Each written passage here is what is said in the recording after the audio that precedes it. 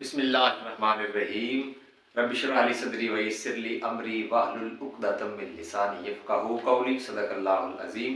मैं उसके नाम से करता हूँ इब्तिदाए सुकन, ज़मीन कुन से उगाता है जो ज़मीनो ज़मन। और वही तो है जो हवाओं को देख कर इज़्ने फ़रां, समुंदरों की जबीं पर उभारता है शिकन। तमाम नाज़रीन व सामाईन को अस्सलामु अलैकुम वरहमतुल्लाहि वबरकातुहू। उम्मीद बासी के जितने भी अहबाब, जितने भी सामाईन, मेरे दोस्त अहबाब हमारे आज की इस प्रोग्राम को देख रहे हैं, सब बखैर व आफियत से होंगे। अल्लाह रब्बुल इज़्ज़त आप सबको अपनी हिफ्ज़ व अमान में रखे। नाज़रीन व सामाईन, आपका खैर मकदम है पैगाम इरफान प्रोग्राम में। पैगाम इरफान प्रोग्राम सिर्फ सुनने और समझने का नहीं बल्कि महसूस करने का भी है।